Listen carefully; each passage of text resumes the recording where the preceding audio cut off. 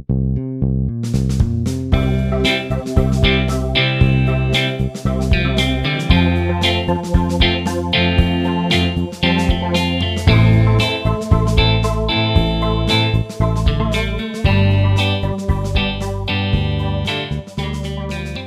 everyone, and welcome to the Social Contract, a Commander podcast. I'm Mike Allman, and joining me is my co-host, Alex Lab. Alex, what's up, man? Not too much, Mike. And today I think we should do another set review or more. But I think the set review that we should do should be looking back toward a set or a block that people didn't really like at the time. But now we're going back there. Can you think of what set that it's Kamigawa? I think we should do Kamigawa.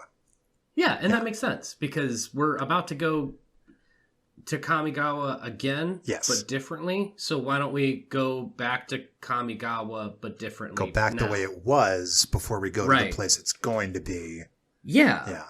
We're gonna take a look at the used to, but now is. For the future will be, and magic.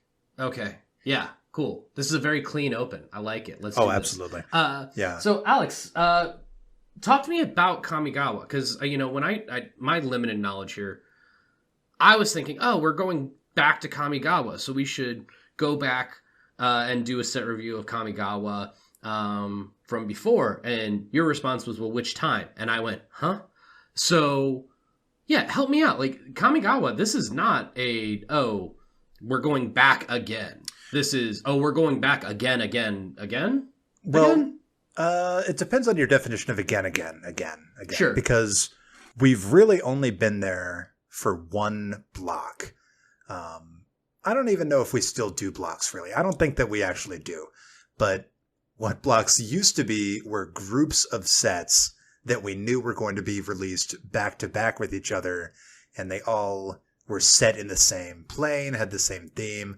Kamigawa Block consisted of the three Kamigawa sets, which was Champions of Kamigawa, Betrayers of Kamigawa, and Saviors of Kamigawa.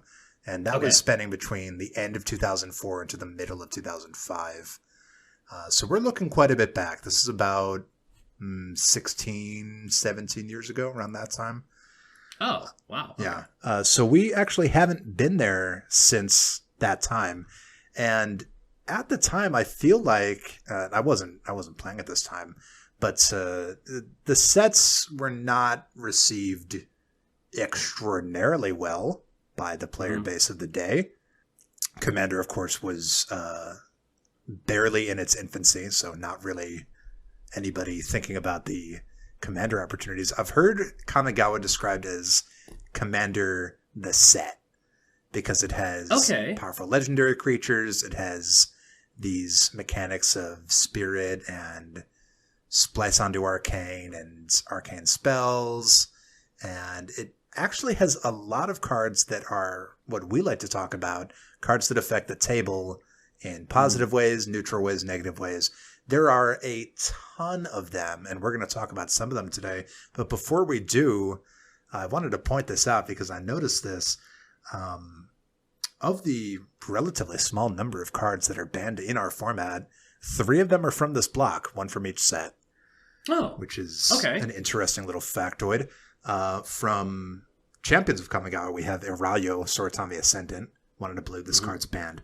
It's a legendary creature, Moonfolk Monk, 1/1 with flying. Whenever the 4th spell of a turn is cast, flip Irayo, Soratami Ascendant. If you haven't seen these cards before, these are flip Kamigawa cards. They don't actually physically turn over to the back face. They rotate like you tap them 180 degrees instead of 90 degrees. Which, I'm not going to lie, I like that more. I don't have to mess with the sleeve as much. The art's kind of cool looking. But it's interesting because, they create this interesting art where they have to combine both halves into one art piece.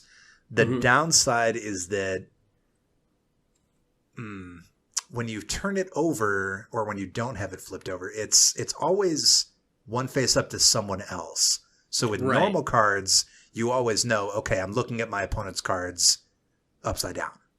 This is always wrong for somebody. Exactly. Whether it's you or the rest of the table. It's difficult to keep track of what sucks. Anyway, so the flip side, which is to say the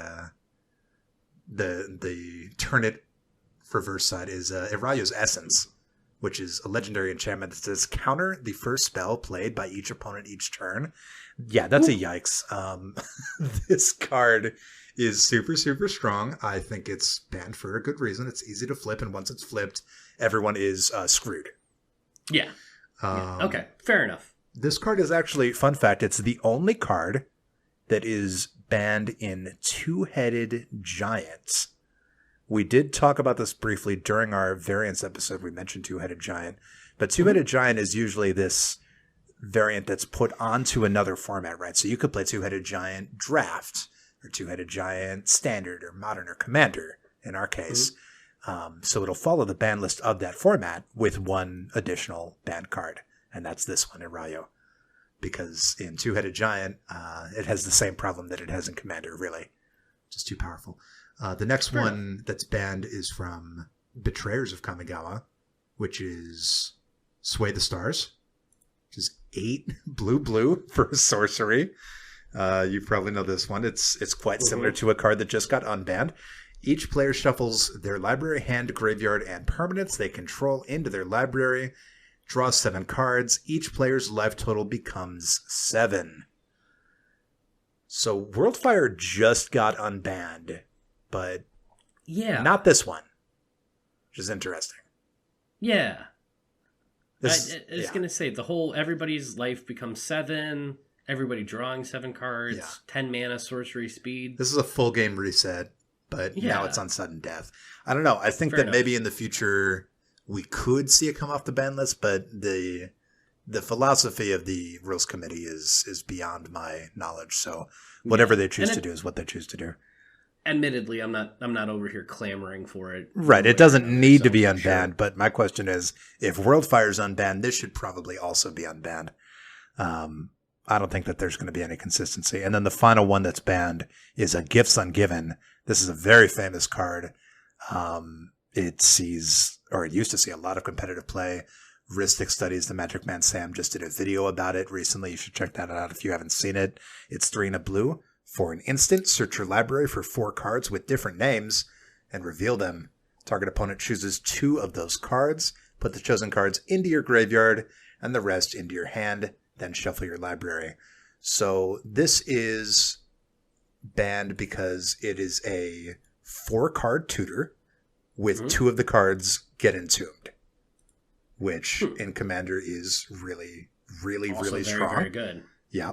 So you could basically win the game off this. Yep. Pretty much no matter what happens. In that Ristic Studies video, he had, and I promise I'm almost done, he had an excellent point about the rules of the game and about the ways that you are allowed to play this card and other cards, but specifically this card. You are always allowed, when you are tutoring for a card, Mike, I think you know this one, as long as it is telling you to look for a card with a specific quality or attribute or name, as long as it's not any card, you can declare fail to find, which means whether or not you actually failed to find it, you are declaring that you failed to find it, which is always legal. And you can say, look, I didn't find it, so that's how it is. It's not immediately apparent, unless you know that rule very well, that is an option with Gifts Ungiven. You don't have to find 4 cards because those cards have to have different names. That's a quality of a card. So that means you could find 1, 2, or 3 cards. In this case, it was featured in Ristic Studies' video. In a tournament, he chose 2 cards. And because he chose 2 cards, that means his opponent had no choice. They must go to the graveyard. And of course, as I'm sure you know, a lot of powerful decks, they want to entomb cards. That's how they win the game. So the opponent couldn't even make a decision to try to mitigate the issue. Those cards were going into the graveyard. So this card is very, very strong. It can instantly win the game pretty much just out of nowhere. I can see why it's banned, even though it does look quite similar to a lot of other cards that do similar things. I think it's actually quite a bit more powerful. No, I mean, it's a 4-mana tutor for 4. Yeah, tutor for 4. Yeah. Yeah, Tutor for 4 and Tomb 2. It's pretty phenomenal. But those are the 3 banned cards. I found that interesting. I can't imagine Kamigawa Block being one of the block with the most banned cards, right? I'm sure there are other blocks that end up having more, but 3 cards in one block, that's a lot of bans. And that goes to show that even though people at the time in 2004, 2005, when this came out, that a lot of the cards were considered to be very low power and not interesting and didn't really do anything to change the meta at that time, that Commander is, of course, a whole different ballgame. And some of these cards are really strong, as I think we'll see. Mike, do you want to go ahead and get into this list here? Yeah, I just, again, but the one thing I will say is you said Kamigawa is one of those sets that's kind of been panned a bit. Yeah. And I to my limited knowledge, I do agree with that. I do think it's one of those sets, though, that the people that like it really liked it. Right. And right. I when you look around, you can definitely see why. And I kind of, I like a lot of the cards in this set that are very well known, and then a whole bunch that are, I'm kind of surprised that I don't see that more often. So yeah, Alex, where do we want to start here? Because we can go with, there's some battle cruisery stuff in here. This is worth mentioning. There's also a bunch of just normal stuff just too. Offhand, Kamigawa, for those people who don't know, is a block based off of Japanese traditional mythology. Kami, of course, meaning spirit or god in Japanese. So that's going to come up a lot during this set review. But let's look at some of these first cards. We're going to start with Wooburg, so we're going to start with White. And Mike, White in this set has some really stacksy cards. Very interesting effects here. It so does. Let's start with a card in a cycle of legendary dragon spirits. We're going to start with Yosei the Morning Star. Yes. Which is 4 white, 6 mana for a legendary creature dragon spirit. It's a 5/5 with flying. And it has, when Yosei the Morning Star dies, all of them have LTB death triggers. Target player skips their next untap step. Wait for it. Tap up to 5 target permanents that player controls. Mike, this trigger is completely devastating. It's awful to get hit by this thing. Truly awful. It's target player almost skips their next turn. They get their phases, except for their untap. But like, the untap step is like the most important step of the turn. It's so important.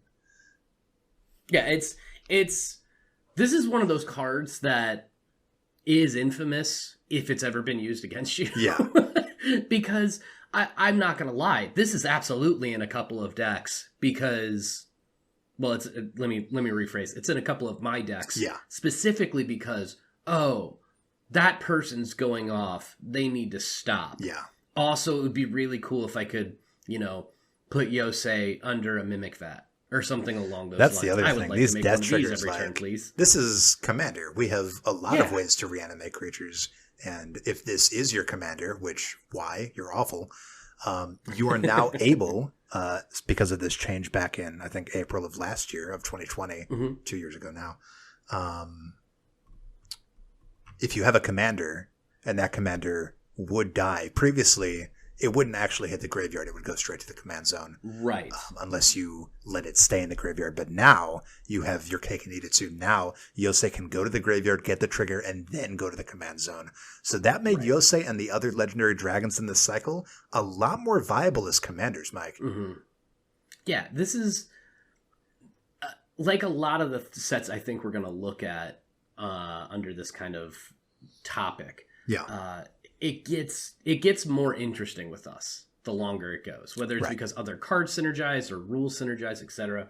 And I'm not going to lie, when you were starting to talk about Yosei, talking about, through a set of legendary creatures, and I thought you were actually going to talk about the Myojins.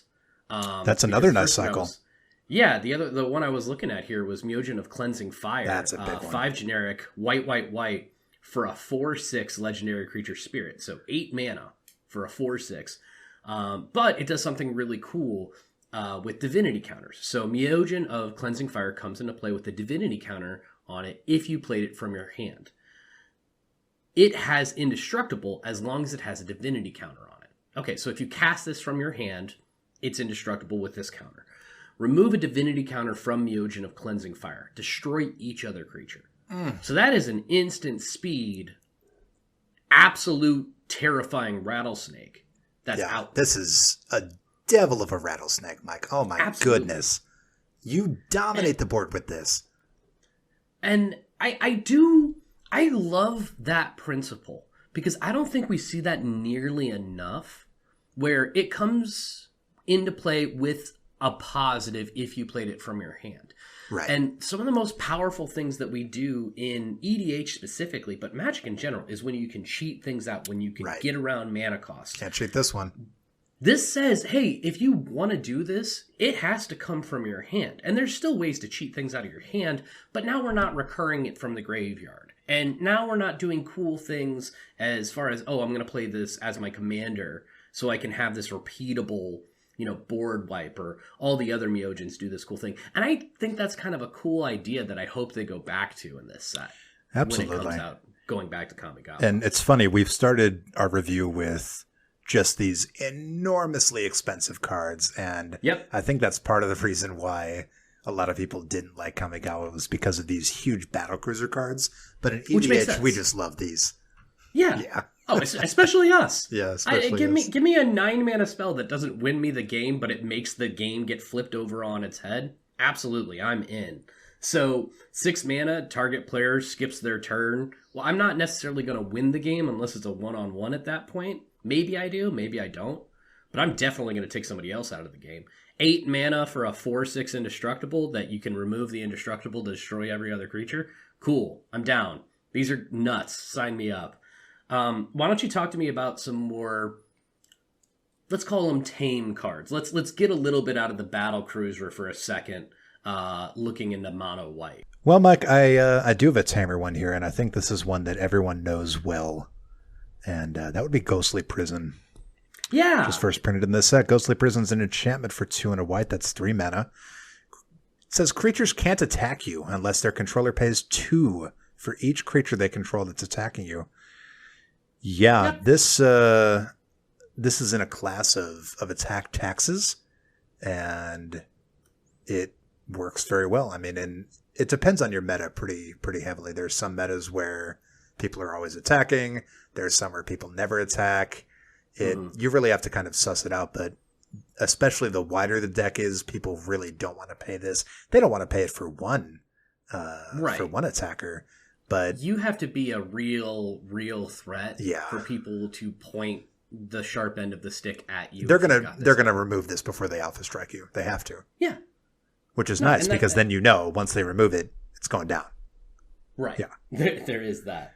No, it's I'm kind of surprised that a card that is like that well known came out of the set, and I don't see more Kamigawa stuff. I don't know if this one was the one that, cream of the crop rose to the top kind of thing or what, because the other card that really discourages people from attacking you, or at the very least doing damage to you, another legendary commander that I had never seen before, or at least I forgot about, Michiko Kanda, Truth Seeker.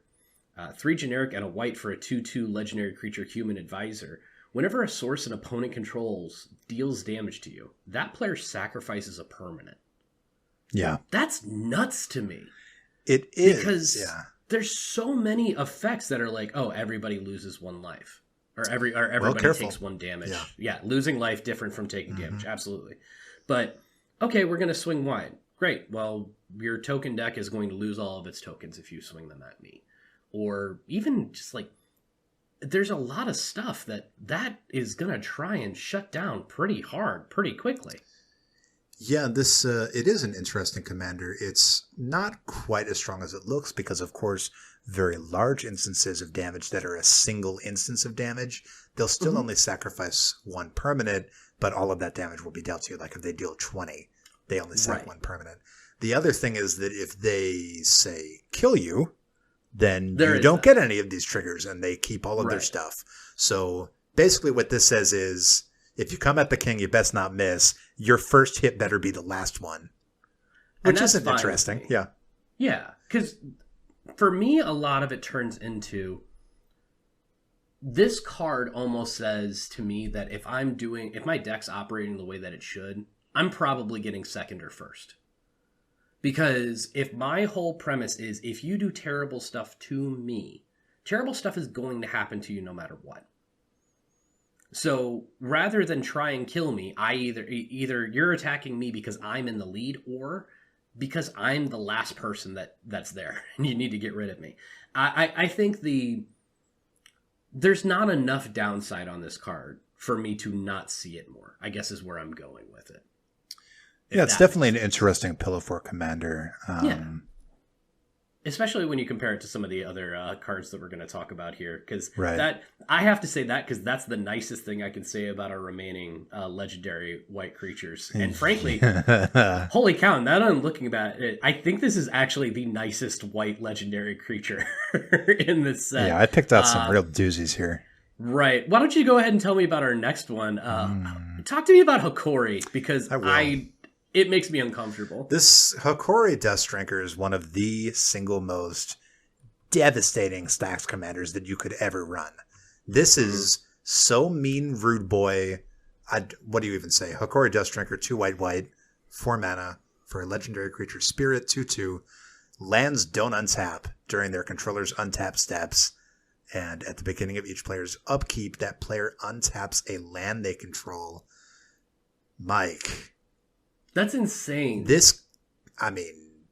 They're done. Like, this card has to be removed. It demands removal.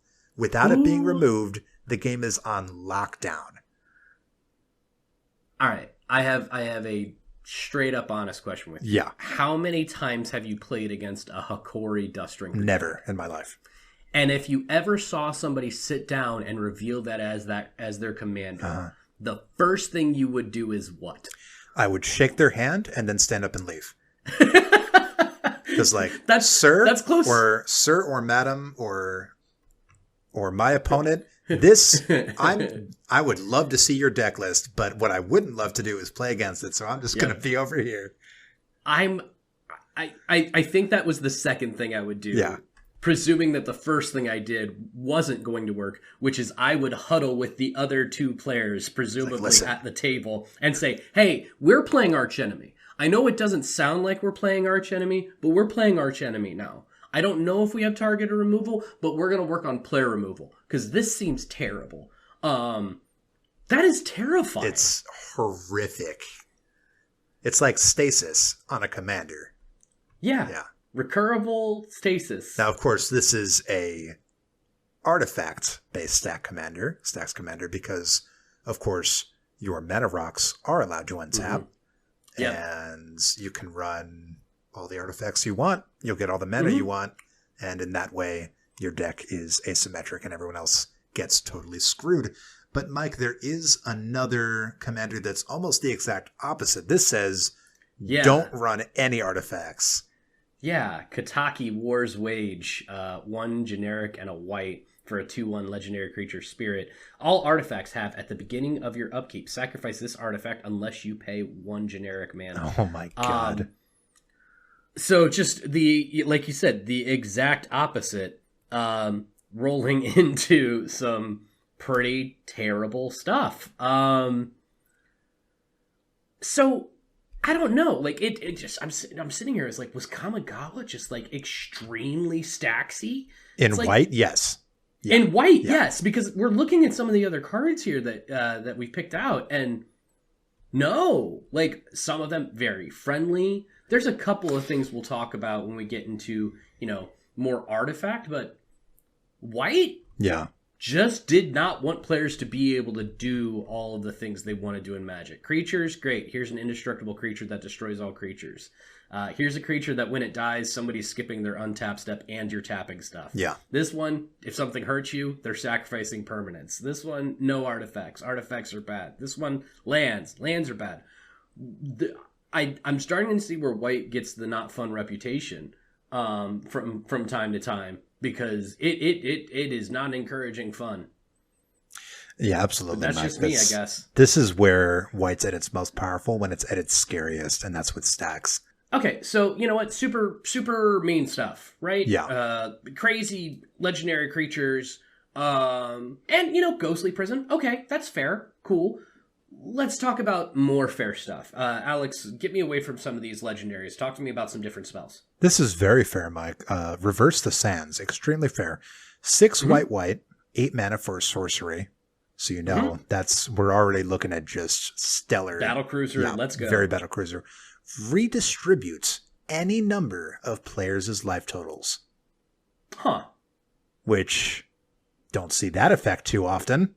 No, I don't know how many times redistribute has ever been. Yeah, that's a printed very on rare Magic word card. of Magic, redistribute. Basically, what happens is you'll write down every player's life total, and then Mhm.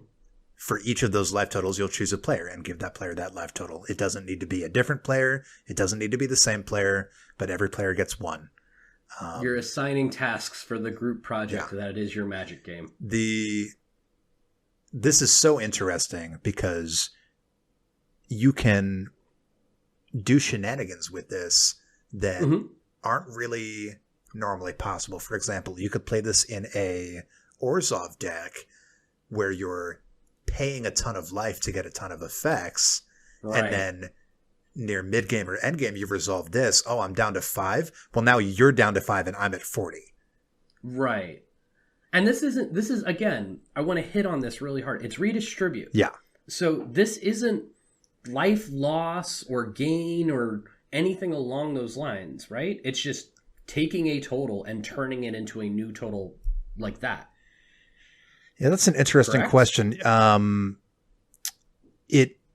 It seems to me, and I Okay. admit I haven't done my research on the card, but whenever a life total changes for any reason on every card, and I'm assuming also on this card, if that life total is higher than your current life total, you'll gain that much life, and if it's lower, you'll lose that much life. That's just how it tends to Huh. go.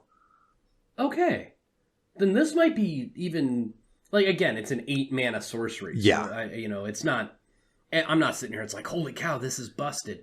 But if that does that, Yeah. then you're manipulating a lot of life totals, which means you're manipulating lot of life things. gain, You lot can of do life a lot loss. of triggers. Yeah. That's actually kind of cool. Yeah. It's a very I like interesting that. idea. We have a board wipe here that at the time, I think this was actually a pretty novel board wipe. And still, there aren't that many board wipes that have this effect. We're getting a couple more, but it's still quite limited. Final Judgment. So 4 white for that's 6 mana total. For a sorcery that says exile all creatures. Mass Yep. exile effects are not common. And I think we can all appreciate that exiling something, especially in our current state of Commander, is way, way stronger than destroying things. Because as I was just saying in our intro with Gifts Ungiven, sometimes putting things in the graveyard is just like putting things back in a player's hand. Right. Well, yeah. that and I mean, heck, this is the same set that has the Neogens in it, so they're coming into play indestructible if you're playing them from your hand. Exactly. You have all of Exactly. the gods, and there's plenty of stuff that gets rid of, or it doesn't care about destroy, and plenty of stuff that doesn't care because it's hexproof, so you can't target it. So mass exile, okay, it definitely has a place, and again, another card that. I don't know. Is it just because the value isn't good enough on it? Why is mass exile on Final Judgment? Yeah, not it's something that a we see little very bit often? limited and I think antiquated. I think that when you're talking about your 6 mana whiteboard wipes, I think that's when you're drawing a comparison to cards like Austere Command, which is one of the most flexible board wipes in the entire game. You can do anything with it. But still, there are not that many mass exile effects. This is one of the few there's ones not that a we lot. have, especially since now they're giving them to black instead of white. So Yeah. this is one of the few ones in white as they start to add more to black. The last card I wanted to talk about here was pretty unique one that's it's almost like a color shift of a Spore Frog. And that's the Kamiya False Hope. It's white, 1 mana total. For a creature spirit 1/1 with the ability to sacrifice Kamiya False Hope and prevents all combat damage that would be dealt this turn. It's Kami Frog. It's Kami Frog. It's nice to see a color shift, right? Yeah. because No, we need cards like this. This is a rattlesnake. and I would think that we talk about a color shift. I would think that combat, like damage prevention, would be in white. Yeah, you would think that, but green can do whatever it wants. So Well, that's fair. Yeah. Green does all the stuff. Yeah. No, Kami of the False Help it's definitely a good one, and with as much recursion can be in white and everything along those lines. Yeah. Again, another one of those cards. I'm surprised. You don't have to sacrifice this to stop combat from happening. You can just say it's there. Good rattlesnake. Yeah, it's there. Yeah. Are you sure you want to attack? You better have a good follow. No. Well, that was a lot of white cards. We don't have as many blue cards, but I'm really excited to talk about it. Mike, why don't you pick out one of these? So let's lean more into our group hug facet here and talk with, I would say, probably the most well-known of the blue cards we're going to talk to, with Kami of the Crescent Moon. Yes. Blue for a 1/3 legendary creature spirit. At the beginning of each player's draw step, that player draws an additional card. Everybody's drawing 2 at the beginning of their turn. That's all. Real simple. But, man, 2 mana for everybody just go ahead and go. Yeah. That's kind of the value that I'm looking for, right? Absolutely. When I was trying to make my first from scratch commander deck, a group hug commander deck, this is one of the first ones I looked at because the card itself is very cheap. It's only a few dollars or a few cents right now, Crimson Vow Commander. And on top of that, it's really cheap to support because a lot of group draw effects that we've talked about, that we know and love, they're all in blue, almost all of them. And this is a cheap commander. You get it out real early. Everyone's drawing cards. This is just a fun commander, and it's really straightforward. It's a good beginner's group hug commander, and it's good in the 99 of any group hug deck. Yeah, I knew that I don't know that this is the most well-known Kamigawa card as like, oh, this is no, not even close for sure. No, but like this is the card that my brain normally goes to when I think about the best well-known Kamigawa card is definitely Kodama's Reach. Sure, but this is the one that my brain goes to. Yeah. Maybe I like this Kami. It's like Reach is yeah. I get you. Why don't you talk to me about another one here? How about we talk about a very silly, very expensive card, expensive in the mana cost. How about Eternal Dominion? Another 7 cycle. Blue. Yeah, this is a wacky cycle, Mike. Like we're always looking for ways to make this work. What a ridiculous cycle. So that's 10 mana. So often. 10 mana sorcery. Yep. Search target opponent's library for an artifact, creature, enchantment, or land card. Put that card onto the battlefield under your control, then that player shuffles. Epic. Which means for the rest of the game, you can't cast any spells. At the beginning of each of your upkeeps, you'll copy this spell, except for the epic ability. So yeah, this basically means no more spells for the rest of the game. But at the beginning of each of your upkeeps, you're going to steal your opponent's best non-planeswalker permanent, which is hilarious. This basically just takes you out of the game and just leaves you be. You can still do your combat. You can still negotiate. You can activate abilities. You can do anything that doesn't require you to cast spells. But from now on, I'm playing someone else's deck. Yep. And there's nothing you can do about it. Or you're copying it somehow. Yeah. You're doing it once a turn. Yeah, you definitely want to play this with Paradox Haze and get another upkeep. Yeah, Paradox Haze, some way to copy spells when you're casting. I don't know. This kind of card, and this, of course, is a cycle, is the kind of thing that we always want to make it work, but it's very difficult to win the game when you can't do anything. Right. You don't get any more interaction unless it's like creature-based abilities or like, it's on-board abilities because your interaction is so limited. That said, it's tantalizing. I can't think of a more win more card that I would have to cast than 10 mana ultimate bribery at my upkeep. Yeah. Right? The only deck I've ever put this into where I thought, okay, maybe, was the Braids Show and Tell deck. Like That's an interesting one, great. yeah. Because with Braids, at least I'm not casting. So I'm still cheating other stuff out. So I'm still playing my own deck a little bit. Right. And even then, whew, it's rough. It's hard to pull this off and be satisfied. The other thing is it slows down the game. Mm-hmm. You got to search their library every single time. Yep. Because imagine if you had to tutor for somebody else's best card without knowing their deck that well every turn. Yeah. And then also try and play into fact, what's going to help me in this particular turn where I'm either going to win this turn or I'm going to survive till my next turn to be able to do this again. Yeah. And it's a really cool card, and I really like the concept, but man, it's hard to make it work. And if you ever resolve it and it does work for you, props. Tell us about it. I'm jealous. Yeah. Yeah. Hit us up in our Discord or write to us because I want to hear about that. Absolutely. How about we talk about another flip card here? Yes.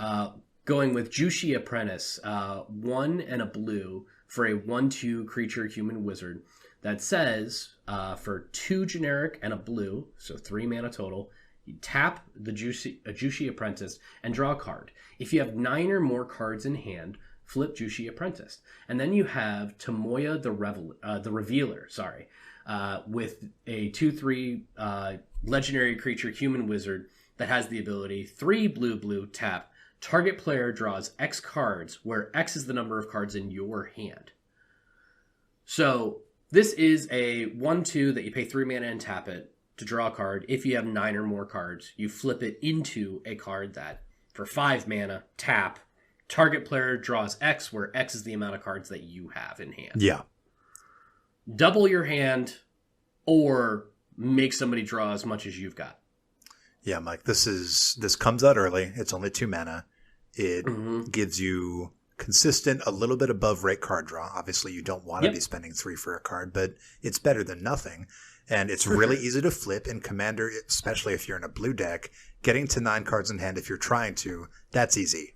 And then once it flips, you have this huge gift. You can say like, hey, I've got 9 cards in my hand. Who's ready to cut a deal to draw 9? Sure. And if nobody wants to cut a deal, I'll just draw 9. And then next turn, I'll draw 18. And the other part of this, too, is you were talking about how easy it is to do this in Commander. Well, if you don't ramp, you can do this in turn 3 pretty easy. Yeah. Play a land, great. Play a land, next turn, cast Jushi Apprentice. Turn 3, all right.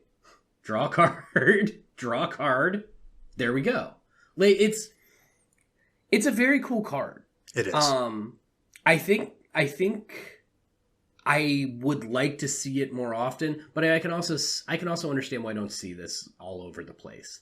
You know, I think blue likes more impulsive draw or, instant speed draw that is safer. Right. And what's difficult is, like the previous time you said, it's kind of a win more if you use it on yourself, right? Mm-hmm. Because you really don't want to be using this when you have like 3 cards in hand and draw 3 for 5 mana. Ugh. Yeah.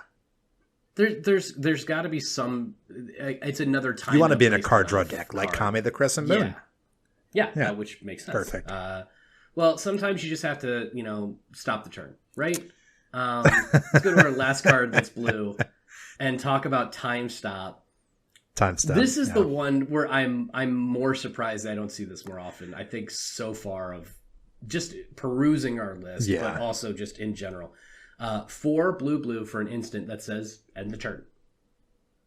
And when we talk about end the turn, we mean exactly that. Exile all spells and abilities from the stack, including this card. The players who turn it is discards down to maximum hand size. Damage wears off. And this turn and until end of turn effects end. Yep. So everything that was isn't. If somebody is comboing off for the win, no, they're not. If anything is in the process of, it's done.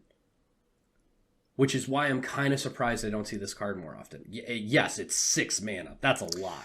Yeah, but this is what I would call the ultimate counterspell because you can counter someone's entire turn. Counter turn! Yeah, counter turn.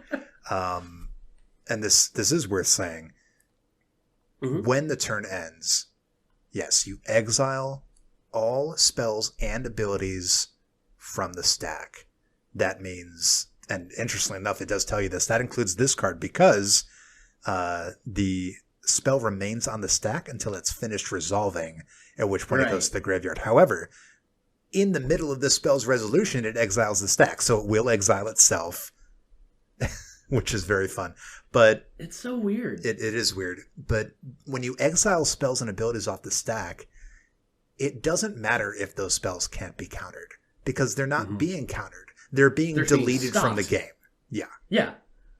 This is the recycling bin card. And what's important to note is that this can be used on any player's turn. A lot of these effects say end the turn if it's your turn, like with Sundial of the Infinite, or the current player's the active player may end their turn with Obeka, the commander. But this is a card that says no, your turn is over. The turn is done. Yeah. This is a really, really impactful card that costs a lot of mana. And it has a very expensive variant without the reminder text, which of course people love. If you don't want to spend $5, you can spend $90 and get this nice end the turn in dead center of the text field with nothing around it, which looks really clean. I'm going to just have to pick this up next time that I'm playing against your Emrakul deck. Oh lord! just to do it one time. You're going to do end the turn all right, I'm with done. the mind slave trigger on the stack. Yeah. You're mind slaving somebody who's just like, nope. All right. One time, and then I will retire that card. Awful. You're awful. We're going to retire from blue here and lean into some other colors. Let's go ahead and go with black and just go through our traditional Wooburg Absolutely. Here. I want to start. I think I just want to keep starting with the Dragon Spirits and the Myojins as long as we've got them here. So let's talk about. Everybody loves Kokusho, right? The Evening Star. It's a 4 generic black 5/5 Dragon Spirit, legendary creature. Has flying. That's all good. But also when it dies, each opponent loses 5 life, and you gain life equal to the life lost this way. So this is just a big old drain the table, gain 15 usually. That's a big life swing. Yeah, it is. Especially in the kind of deck that runs it, right? Like, you're getting 3 different life loss triggers, and if you care about the amount of life they're losing, it's 15 in total for 3 players. Sure. And then you gain all of that life, so all of your life gain triggers go. Like, it looks like it's not that big of a swing, but I think it is. And the more players at the table, it gets even bigger. Yeah. There's, put it this way, when you're playing against somebody and they say, hey, I'm attacking you with a 5/5, more times than not, if we're early enough in the game, all right, that's fine. Yeah, whatever. Right? But everybody loses 5. Target player, or owner of said Kokusho gains 15 or 10, even gaining 10. Yeah. Like, if one player is out or whatever. It's a pretty big swing. And just like Yosei, you're gonna do it again. Yeah, you don't play this to not do it more than once. Let's talk about one that we are talking about probably playing once because gross. Talk to me about the Myojin of black. We have another Myojin here that's just truly, truly awful. Myojin of Knight's Reach, 5 triple black. That's 8 mana for a legendary creature spirit. It's a 5/2. It has the normal Myojin text, where it'll ETB with Divinity if you cast it out of hand, and it has Indestructible with Divinity. And then it's remove the Divinity counter ability says, each opponent discards their hand. Oh my god. Mike, I think that they would do just about anything to try to make you not do that. And anything doesn't include removing Myojin without exile because it's indestructible. So it's probably going to be begging for their lives. It's so messed up. If you discard your hand, unless you're like a hardcore graveyard deck, you might be 3 turns behind. Easily. Or more. Like, what are you going to do? You have nothing to do on your turn. Well, hold on. Because that's presuming this one effect goes off, right? Yeah. Myojin of the Night's Reach is not there to be the only thing that somebody's playing to make people discard and not have hand. Like, Exactly. no, this is a deck of you're discarding your hand. Right. This is running. It's going to happen. Turgid or something like that. This is I'm either gaining benefit when everybody discards stuff, or I'm just going to make sure that players don't have cards in hand at any time. Yeah. And here is this 8 mana, Just 5/2 Sire of Insanity. indestructible. Holy cow! Where at the beginning of each end step, that player discards their hand. It's just it's a nutty card. This is really scary. Since we're talking about legendary creatures that like to make people miserable, let's talk about legendary creatures that are less miserable. Yay! Saizon, Perverter of Truth, and unfortunate titles. 3 generic black for a 6/5 legendary creature demon spirit. At the beginning of each player's upkeep, that player loses 2 life and draws 2 cards. I Awesome. love this card. Love it. If I ever make a Why mono don't black we see deck, this? this is it right here. It's so great. Saison, Perverter of Truth. This is it's perfect group hug, right? Mm-hmm. Lose 2 life and draw 2 cards. It's like if Nekusar weren't an awful mean deck, right? Because players can draw cards outside of you. They don't lose life, but you still get your life loss trigger. Players are drawing 3 cards when their turn begins. Like, this is really going to get the game moving. And I'm just sitting here wondering why this isn't in... Like, I've played against plenty of Nekusar decks. Yeah. Why don't I ever see this card? This is just a good card. A remarkably good card. One of the best black group hug commanders that you could ever come up with. I'm leaning into the it's not played more because of the name. Perverter of Truth is unfortunate title to be given. Why? Because it has the word pervert in it? Well, because it's perverting the truth. And also I have to go Perverter of Truth is like a liar. Well, yeah, no, I got that. It was much more of it's a mouthful. Perverter of Truth. Perverter of Truth. I think it's just the reoccurring R 45 times pretty quickly. Let's talk about the last card in black that we have as part of a cycle here. Why don't you talk to me about Never-Ending Torment, our next epic? Yeah. Wow. Never-Ending Torment is 4 black. That's 6 mana for a sorcery.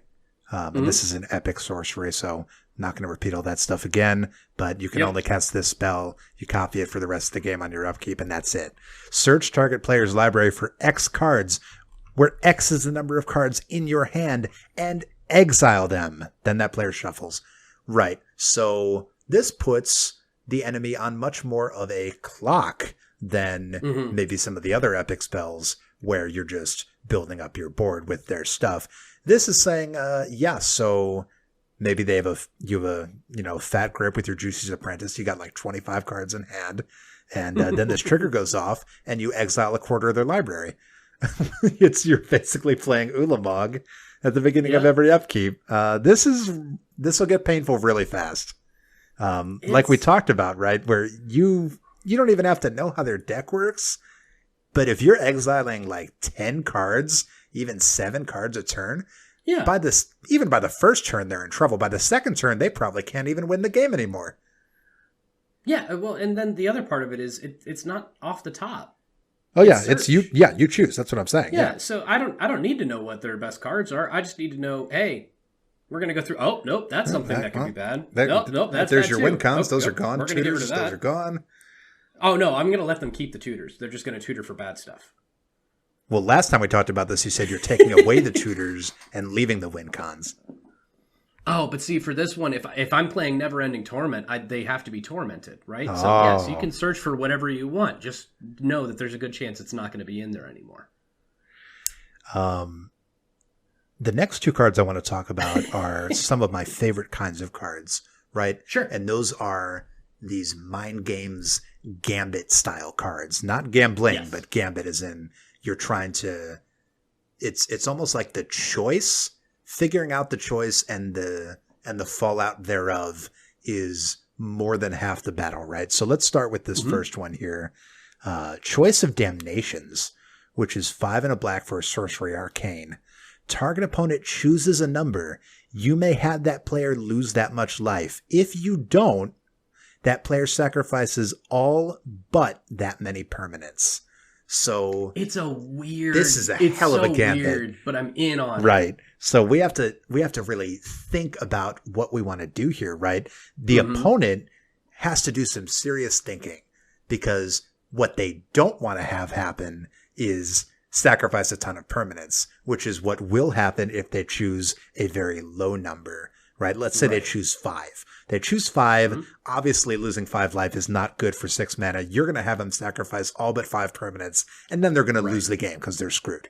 Yep. But if they choose, say, 20, well, it's not necessarily a big deal to sacrifice all but 20 permanents. You can probably survive that, but losing 20 life, that might be worth that deal. So you really have this interesting balance, Mike. Tell me what you're thinking. It's a very good card. This is one of those times where I love battlecruiser stuff, and I don't mind doing it at a sorcery speed if it does something cool. It doesn't have to win the game. Right. It just has to do something cool. And 6 mana for, hey, pick a number. Pick your You're either poison. losing that much life, or you're sacrificing every permanent you have above that number. Right. Great. I love that, because those are the kind of decisions that I want to give to a player who's the archenemy. Hey, decide what you're going to do. Yeah. I'm going to decide what is going to happen, but you're going to decide what's the gravity of the situation, right? Because if you tell me 30, I'm going to have you lose 30 if you life. tell me 4, Yeah. And I'm going to have you tell me sacrifice all 4. but 4. I don't care. Let's go. That's, Let's go. I think I really like this one. I think the play here is probably to assess your own board and Mhm. note the bare minimum number of permanents that you need to stay in the game, and then Right. choose that number. Can you imagine doing this to a token deck? They're screwed. Yeah, because they basically have to say, oh, I'm going to wipe my board. Right. So I have to pick a number I have to pick a low number. Yeah. Because if I don't, I'm dead. And that's what this card turns into. Right. What can I survive taking? This really... what can I survive getting rid The of? flavor text for this card is immaculate. It reads, Mhm. life is a series of choices between bad and worse. It's pretty Very on point. pretty spot on. But for that's this not one. the only Gambit card I wanted to talk about. There's another Yes. one in black, and it's Pain's Reward.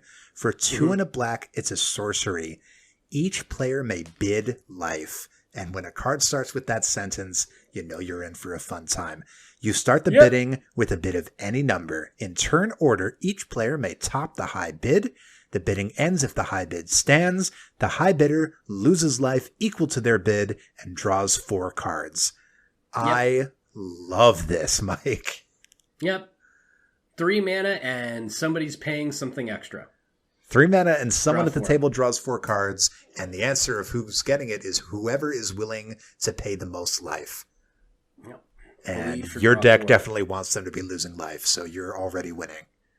Yeah, I'm a big fan of the taking turns bidding life cards. Right. This is really good. Mage's Contest is still my standalone favorite, but this is still very, very nice. good. And it's one of those times where you get to say, hey, good title. Pain's Reward. Pain's Yeah, Reward. that is exactly what it was. Mike, you want to tell us about our last black card and commander here? I do. Yeah. So this is Kiku, Knight's Flower. Black for a 1/1 human assassin. Cool. 2 black, tap it. Target creature deals damage to itself equal to its power. So Simple. basically, target creature fights itself. Yep. This is really cool. A nice stop hitting yourself kind of thing. I gotta say, the ability... I wish the ability was 1 less. Well, the ability is overcosted, Mike, because the commander is so cheap. Because the commander is very cheap. 2 mana for a commander, that's a really good rate for a commander. So, yeah.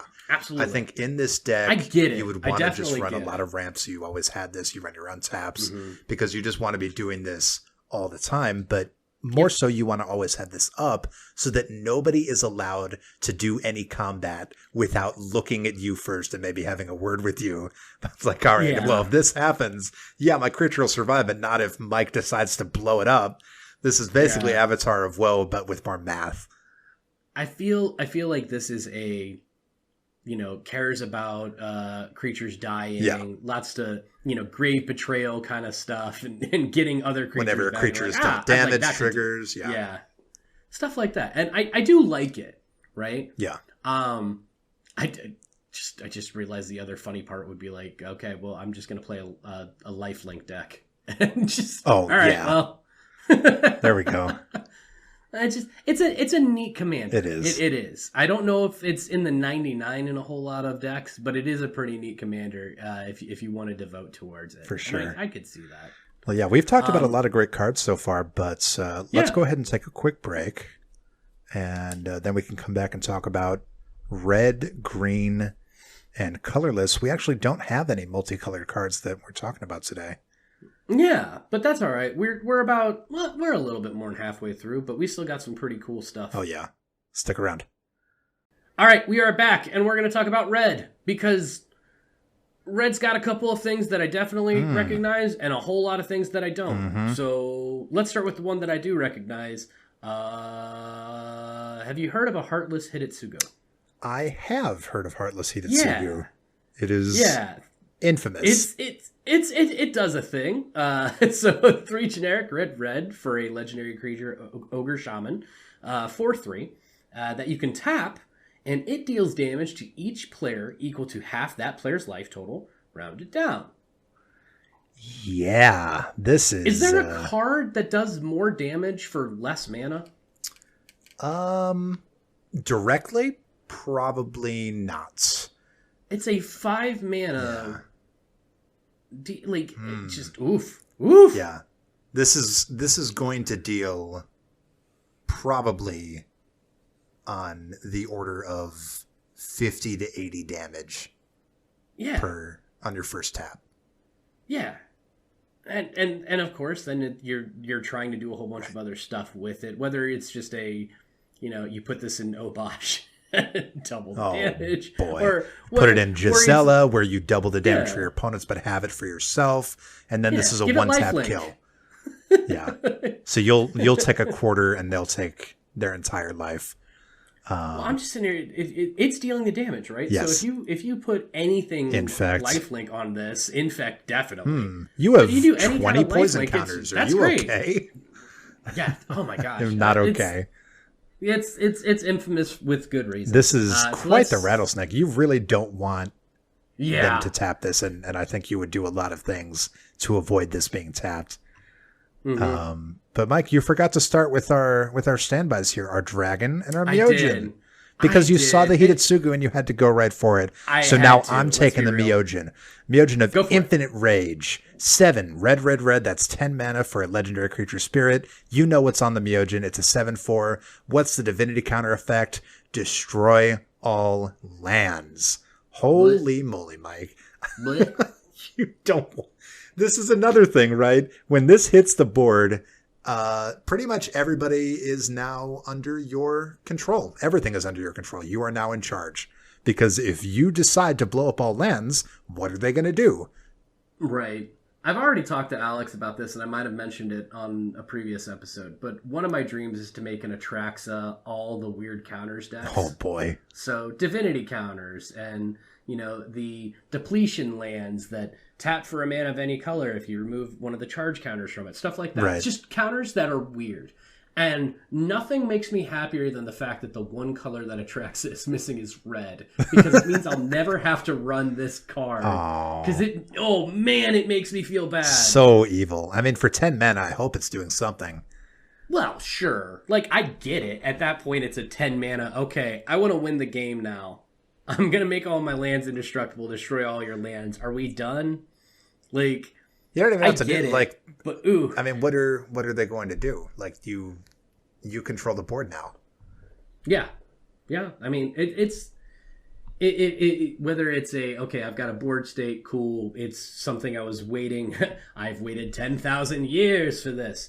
The point is that you can do it whenever, and because it's destroying all lands, you're going to do it in a position where you've either got a ton of mana rocks or your board state's the best, and you know what?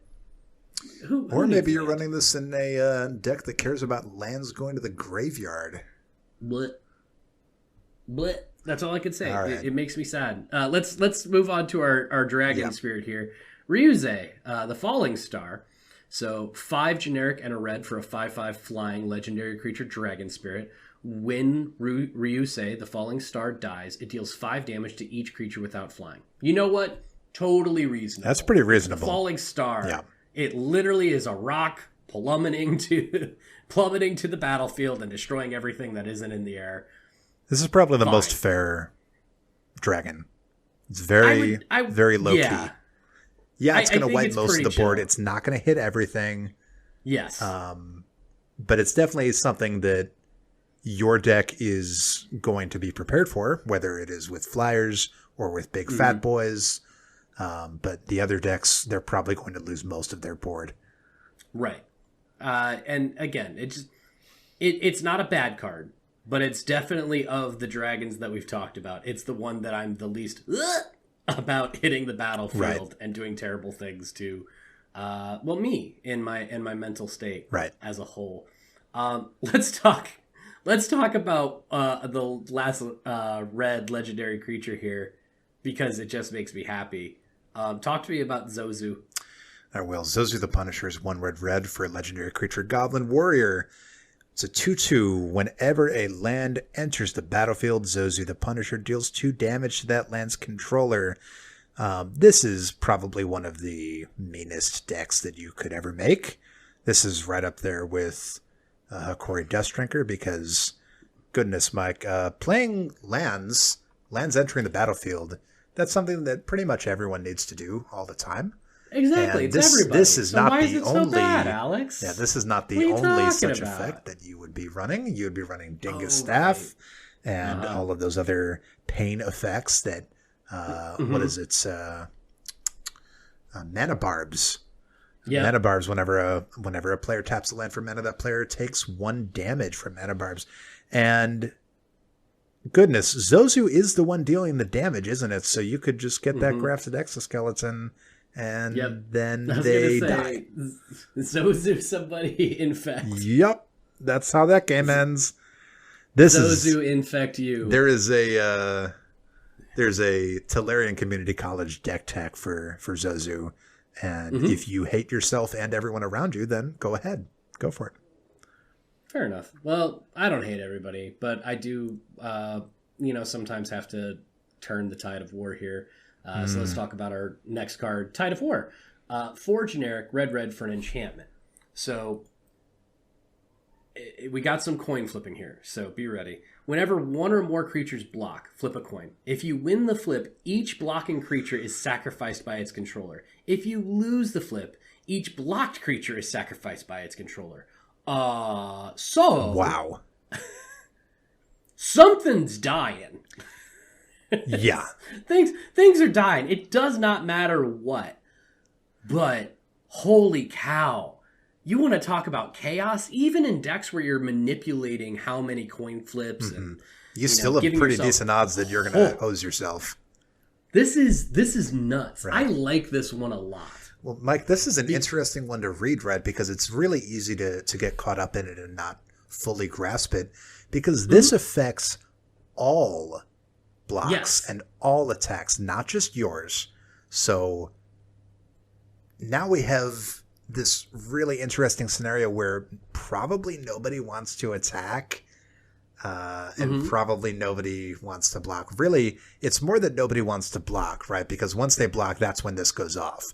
If you declare blockers, you need to be prepared to lose them all, basically. And this is just such an interesting card as an enchantment that just sits on the board. Combining this with forced combat and goading, I think that's where this really starts to get interesting. My thought process was I'm absolutely putting this in a Karazakar, Thantis. Yeah. You know what? I'm just leaning into everyone's attacking, and if you block, it might work.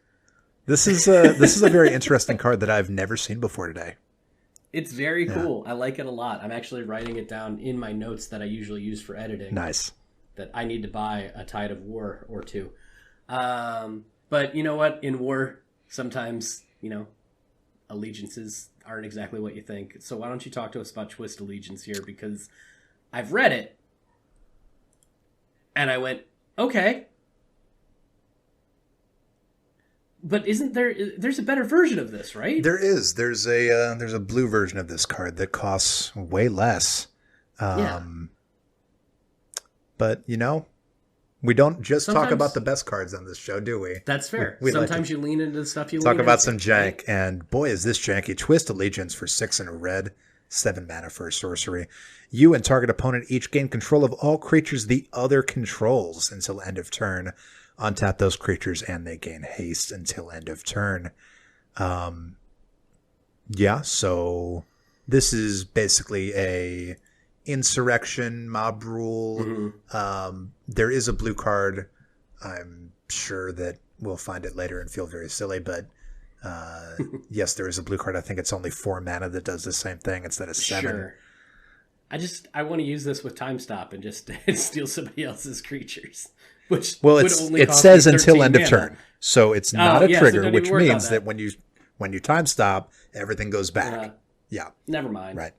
It's still cool. Like, don't get me wrong. It is cool. I always like hey, I need to borrow your army. This is cool because you don't need to have an army to borrow their army. You can just borrow it, sacrifice all of them. And you've all been conscripted over here. Yeah. See ya. I like it. Yeah. It is solid. It's too much mana. It's too much mana. It's too much mana. But it is cool. Play the blue version. Play the blue version. Unless you're, again, playing a Thantis or a Karaza card. Right. And now I know why I wanted to look at this card further. So never mind. Asked and answered. Speaking of answers, let's talk about green. Green is probably the group huggiest card of this whole set. My goodness. Yeah. You know what? Why don't you go ahead and just start with it? Okay. Because when you say it's the group huggiest card of this set, I went, well, he could be talking about that one. The group huggiest color of the set. Oh, color of this set. Yeah. Well, that's fair, especially because, again, we're looking at a bunch of cool ones here. Why don't you go ahead and start? Where do you want to go? We'll start basic and work our way up, right? Everyone who's a group hug player knows about this one. It's Heartbeat of Spring. For 2 and a green, it's an enchantment. Whenever a player taps a land for mana, that player adds 1 mana of any type that land produced. Just excellent group hug value. You're doubling everyone's mana. People love that kind of thing. And unlike Dictate of Karametra, which does this same thing but has flash, this is 3 mana instead of, I think that one's 5 mana. Much cheaper because you are not likely to be the first one to take full advantage of it since you have to tap to play this. So, I think Heartbeat of Spring, there's not too much to say about it. This is a group hug staple. As long as we're talking about awesome group hug staples and giving people mana that they weren't expecting about. Let's go ahead and talk about Shizuko, Caller My girl. Card that near and dear to both of our hearts here. 1 generic green for a 2/3 legendary creature Snake Shaman that says at the beginning of each player's upkeep, that player adds green. Until end of turn, they don't lose this mana as steps and phases end. So every player at their upkeep gets 3 green mana that they get to do whatever with until the end of their turn. Cool. Real good. People real love spicy this for card. Starting it up. Yeah, absolutely. People have I have to keep reminding them, right? Because people forget. Like, hey, you have 3 extra mana, right? They're like, oh. Yep. Every time. Because you're not used to it. Right. Because when we're building our decks, we do the goldfish thing and we play other games and everything along those lines. So you get used to your sequencing, what you're going to do, and when you've got cards in hand, okay, well, I'm going to try and play this next turn unless this happens, in which case I might do this if I get this draw. So you're planning everything out, and then you play a card that says, hey, add 3 more mana to whatever you were going to do. Don't worry about why. Just know that you're doing that, which throws off the sequencing. Which is good for you as the person who's playing this card because you're used to it. Yeah. Sorry, group hug pulpit. I love Shizuko. Great card. Let's talk about a much lesser known legendary creature, group hug legendary creature in green. And I do run this one in my Vanifar deck, Iwamori of the Open Fist. This is a very under the radar card. Mike, I don't think anyone knows about this one at all. 2 green. That's 4 mana. For a 5/5 with Trample. When Iwamori of the Open Fist enters the battlefield, each opponent may put a legendary creature card from their hand onto the battlefield. Yup, it's that simple. Yeah. It's sneak and show for your opponents, but only if they have a legendary creature, which means that even though this technically is not directed at one player, you could definitely prime one of your opponents and say, basically, just let me know when maybe they put their commander in their hand, maybe they tutored up a legendary creature. You can make this worth some people's while a lot more than others just by virtue of them not being ready. A lot of people don't have that many legendary creatures in their deck. Right. So this is a very opportunistic one. It can be, right? And it's definitely... I like the idea of, this is a 5/5 with Trample for 4 mana that, it's training in the forest, right? I'm looking for legendary opponents. So when I come onto the battlefield... That's a good point with that flavor. Everybody come out here, yeah, right? I like that. Let's go. And I think when you're playing this is one of those times where group hug the group hug aspect gets a little bit too scary for me. Like, what am I gonna? It's like tempting worm, right? A little bit. Yeah. You don't know what's going to happen, but something's going to happen. It's chiller version of tempting. It's like because 5/5 trample that specifically says you get to put a legendary creature out. Go ahead. Okay, that's tamer, but this is like chucking a grenade scary over your shoulder. Tempting Worm's like chucking a C4 in the room. Yeah, that's fair. This is more tame, but it's a very unique commander that you never see. And yes, it's on the lower side for power, and it's even on the lower side for group hug value. But I think that Jank definitely has a place in our hearts. What's the worm? It's a big worm, like huge, and it gives every other creature the ability to fight said worm, and when it dies, Grothama. That's where I see this being a good fit. Oh yeah. You know what? Yeah. We need more challengers. We need more Grothama for the giant worm. We need more. Speaking of giant worms, Mike, we got another one here. I got you. Yeah. Hey. Patron of the Orochi, 6 generic green for a 7/7 legendary creature. This is my favorite snake. It's a very good. It's a good. It's not a snake. It's a snake boy. It's a snaky boy. It likes snakes to be offered to it. It sure looks like a snake. Offering. Right, there is that too. You may cast this card anytime you could cast an instant by sacrificing a snake and paying the difference in mana cost between this and the sacrificed snake. Mana cost includes color. Cool. So 7/7 that you can play at flash speed if you sacrifice a snake and you pay the difference between that snake and... You could sack a token and pay the full cost. Yep, totally fine. And it just has this real chill ability of untap all forests and all green creatures. Play this ability only once each turn. Yeah, it says only once each turn because it untaps itself. Yeah, there is that, because it's a green creature. This is otherwise it's just very impactful card, Mike. Yeah. Yeah. This reminds me a lot of Awakening, which is one of my favorite spells. It's 2 and double green for an enchantment. It says untap all creatures and all lands at the beginning of each untap step, and that's everybody's. Just like this. This untaps all forest and all green creatures. Now, you and I were looking at this. Yeah, this is symmetric. Absolutely. This is group hug. Yes. But not every deck has forests and not every deck has green creatures, but your deck definitely does. I think if you play this and you call it a group hug deck whatsoever, the one thing that you have to do is you also have to put Yavimaya in there. So there is a chance that you can turn all lands into forests. Yeah, absolutely. As soon as you do that, go nuts. Mamma mia. So much fun. This is one of those cards that I do want to make a snake deck with this as the pilot. Right. We talked about this. I do want to make this and deck. Frankly, Jesus, we talked about Patron of the Orochi, talked about Shizuko, and this next one we're about to talk about, all in our Xyrus deck tech, which you should go listen to.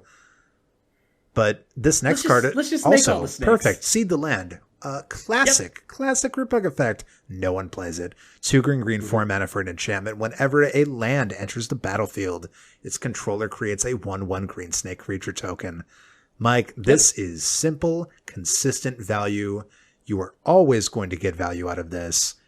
If you're playing a green deck, you're ramping, you're reanimating lands, you're playing multiple lands a turn, you're just getting that many more snakes than everyone else. And people don't care about that. They care about the fact that they got a free snake. Yeah. More snakes. Cool. Let's go. I like Seed the Land. Love it. It's very good on a... it's another one of those cards that I like to just be like, you know what's going to be cool? Intruder Alarm. Now if you play a land, you're untapping all your creatures. Yeah. Like, I like that kind of stuff. I like the weird synergies and the idea of, hey, I'm going to give you cool stuff whenever you do normal stuff. Seed the Land is very Absolutely. Good job, Green. Let's go ahead and go with lands first, because there's a couple that are absolutely near and dear to our I have hearts. 3 I picked out here, yeah. Yeah, I'm gonna start with I'll let you have your bestie. But I wanna go ahead and start with Minamo, School at Water's Edge. Yeah. Legendary land, tap to add a blue. Cool, real simple. Or you can pay a blue and tap it to untap target legendary permanent. So commanders are legendary permanents. They sure are. There's Guy's Cradle is a legendary permanent. Yeah, there's some lands that are legendary permanents. It's just a really good synergy for doing the things that tend to be pretty important in Commander in particular. And not, one of those, don't get me wrong, it's not cheap. No. But we're not talking about a $70 card to untap kind of stuff. It's a good card. And I like that it's here.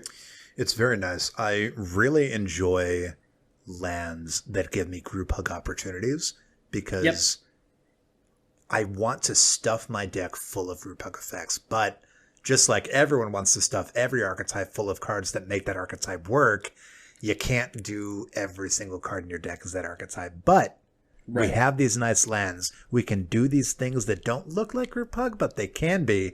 And that's... hey, let's untap your commander. A lot of commanders have activated abilities on them. You want to get that additional activated ability. You want to use your commander to block and trap someone with a combat trick. You want to untap somebody's big land, untap their Sarah's Sanctum, Gaia's Cradle, untap one of their legendary artifacts. There are a lot of interesting moves you can play with this, and no one's thinking about it. You are the only one looking at the board thinking about, what can I untap with this? What can I do to make a deal to untap with this? And if not, you can untap your legendary stuff. Mike, it's just really nice to have this utility on a land. For sure. No, Minamo is really good. The other one that I'll take then is Mikokoro, Center of the Center of the Sea. It's a very good card. I've run this card in so many decks. Well, yeah, because it's just look at that legendary land. Tap, add a colorless, pay 2, tap it. Each player draws a card. Look at that rate, Mike. It's 2 and tap to draw a card on a land. Do you know how much it costs to draw a card on a land? It starts at 5 and it goes up. Yeah. There's what was the War Room was the new one that came out where I think it's 3 and you pay life equal to the number of colors in your commander's color identity. Yeah. So that one, unless you're playing colorless, that gets to be a problem. It does, yeah. Right? So this is just a real simple Archiver Razka, I believe, where that one's 5 and tap, and you have to have the City's Blessing. But look at this. Because it's a symmetric effect, because we're helping the other players at the table, which is something that we already want to do, we get this enormous discount. It's not 6 equivalent, now it's 3 equivalent. Yep. I mean, this is one of the best utility lands. I've run this, like I said, I probably had this in 4 or 5 decks. This card's great, but it's a really good card. The card, and I know you saved this for me, right? Because I really appreciate that. Mike, this card is probably one of the best multicolored lands in the game. It's this is up there with City of Brass, This is up there with any of those lands that can tap for any color, and I think it's better than a lot of them. Forbidden Orchard is a land. Tap, add 1 mana of any color, and then the big one, whenever you tap Forbidden Orchard for mana, target opponent creates a 1/1 colorless spirit creature token. Mike, this card is its own game. It's its own mini game that you just get to start playing. As I played this as my first land, I'll tap it and float the mana for nothing and give someone a spirit. I do this all the time. This land is so near and dear to my heart. I love it so much. Talk to me. My favorite thing with this, you said the first part of it. Yep, cool. Gives people creatures fun. My favorite thing is to leave this as my only untapped land whenever I can help it. Because I'm going to screw somebody's combat up. Just like, hey, yep, tap. Hey, I never thought about that instant speed effect. That's it's so fun. Good call. It's just good call. It's just have to try that. Somebody gets a 1/1. I also love the fact who wants that a chump blocker? You do? Right. Come on. I love the fact that it's not a flying spirit too. Right. Everyone thinks they're flying. Just, everyone's like, is this a flyer? No. It's just a spirit. It's a very good card. If I could turn each one of my command towers into this, I would. Yeah, because it's more fun. I think this is just better than Command Tower. That's just me, though. Sure. Yeah, I get that. Absolutely. What a good great job, card. Forbidden Orchard. So we had a lot of group hug fun on these lands, but now we're going to artifacts, and these are all stacks. Yeah, I'm gonna leave if I need to edit anything. Okay, you're gonna leave. Okay, let's start with something that's you really don't want to see, and that's an orb. If an artifact starts with the word orb or has the word orb in it, you probably don't want to see it, and that is true for this one. Orb of Dreams, 3 mana generic. It's an artifact. Permanents enter the battlefield tapped. Holy moly, Mike. What a simple sentence that slows the game down to an absolute crawl. Lands enter tapped. Creatures enter tapped. Everything enters tapped. It's, oh my gosh, artifacts. Everyone is playing so much more slowly. And presumably you're playing this in a deck that can either flicker this or give yourself some free untaps because, goodness gracious, like I would. It just makes the entire game literally twice as slow. What a stack space. And no one plays this one. This is crazy. You're not here? Okay. I've read the all other right, rolling right into it. Rolling right into it. How about this one? This is a very interesting and unique stacks piece that a lot of people don't really think about, but I've seen some more people talking about it lately. Uba Mask. It's 4 mana for an artifact. If a player would draw a card, that player exiles that card face up instead, and each player may play lands and cast spells from among cards they exiled with Uba Mask this turn. This basically turns all draw into impulse draw, which is a pretty big change, right? This isn't anywhere near as oppressive as players can't draw cards. There are a lot of things that do that. This is a lot nicer than that, but its effect is very sinister, right? Because you can't save cards for later. This really punishes these control decks, more conservative, reactive decks that want to hold on to cards and play them when the time is right. This card says, no, you use it or lose it. That's it. This can really fit into your strategy and really screw up someone else. Now, Mike, are you still gone, or you want to talk about Uba Mask? I'll talk about Uba Mask, and then I'll go back to being in a different room. Yeah. So 2 things. 1, the playing it face up part. Everyone knows about it now. Everybody knows about it, right? Yeah. So it's, hey, no, we're all going to be above board. I don't know what the price of this card was last year. 2 years ago, 3 wasn't years $17. Ago. Well, is that just because Prosper turns this into a busted card? Because that's the only thing I can think of to make it go so expensive so fast. Because now you play this in Prosper, which is really becoming a popular Rakdos commander, where, hey, you get a benefit from playing cards from exile. You get a treasure token. Yeah. So this says you're playing everything from exile when you're drawing it. Okay, great. So I'm going to play this land that I exiled. Yeah, that's definitely what happened. Yep. Yeah, I think that's what it turned into, because you get a really popular commander. And this speaks to just Magic in general. Yeah. You get one card or one commander or one theme that can unlock some old cards, Mm-hmm. shoo, Yep, there goes their price. value. That's the problem with stuff like Pauper and budget decks, right? Is that Yep. this format is so popular and the strategies are so diverse and myriad that you're right.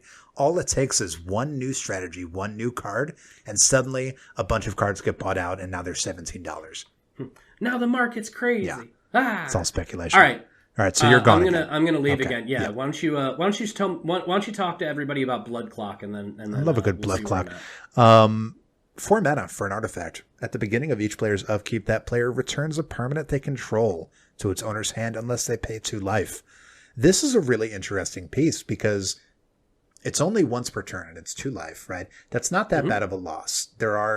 You'd probably put this in a deck where you care about life loss, but what's even more interesting is that this almost is also group hug.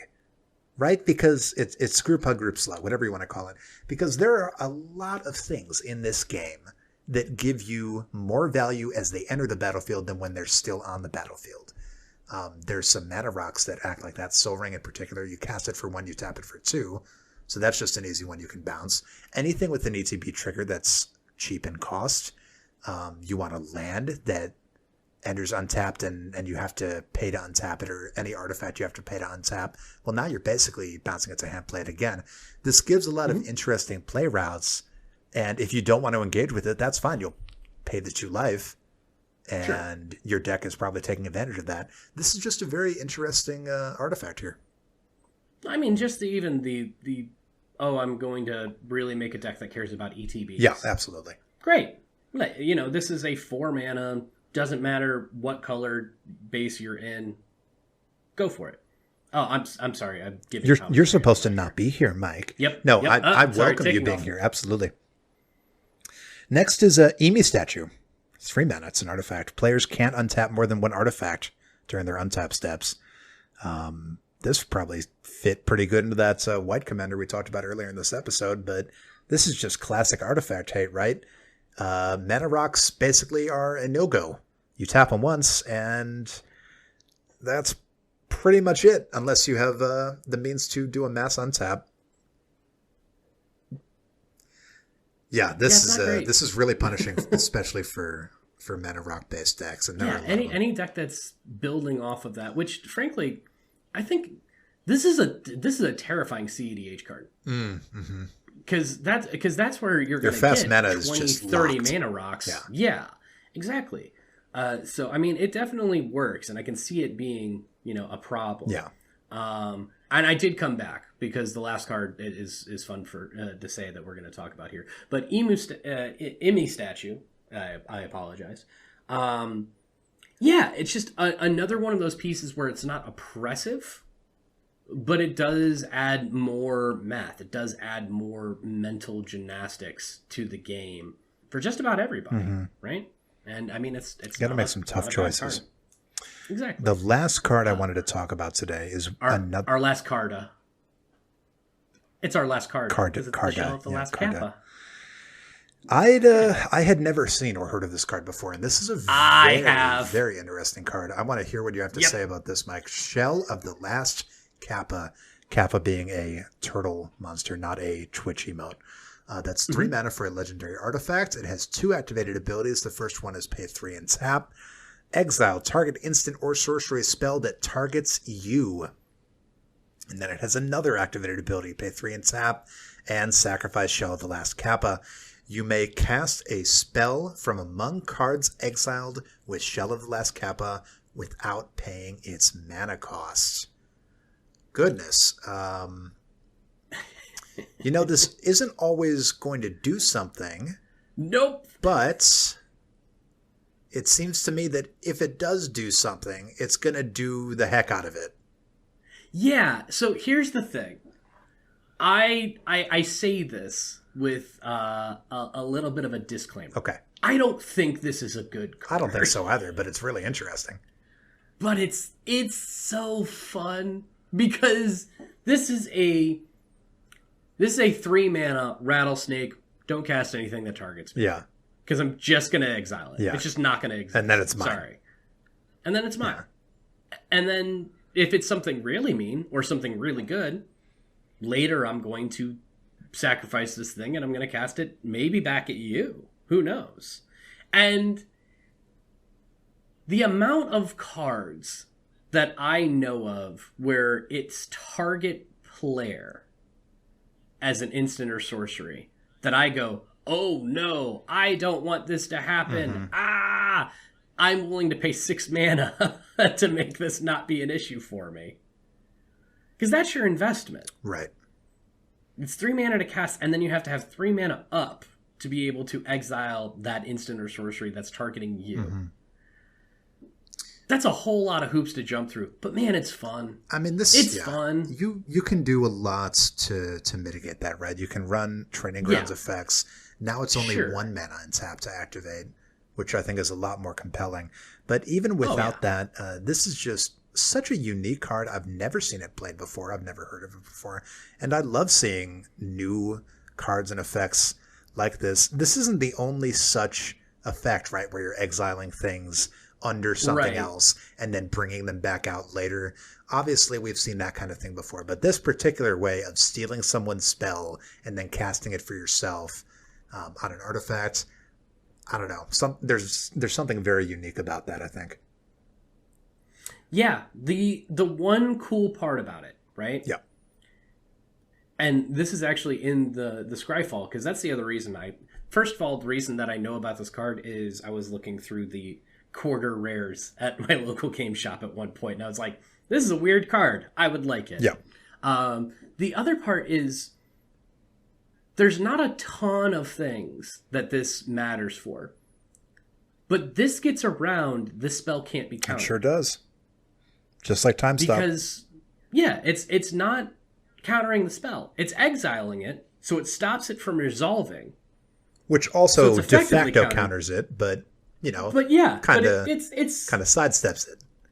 I kind of like that little thing where it's this says can't, and it's like, okay, then I'm going to do this other thing, which is the exact same thing but different. Can't is the most powerful word in Magic, but Magic is also a game of exceptions and near misses, right? Can't be countered. It means can't be countered, but there are ways to get rid of a spell that don't involve countering it, such as exiling it.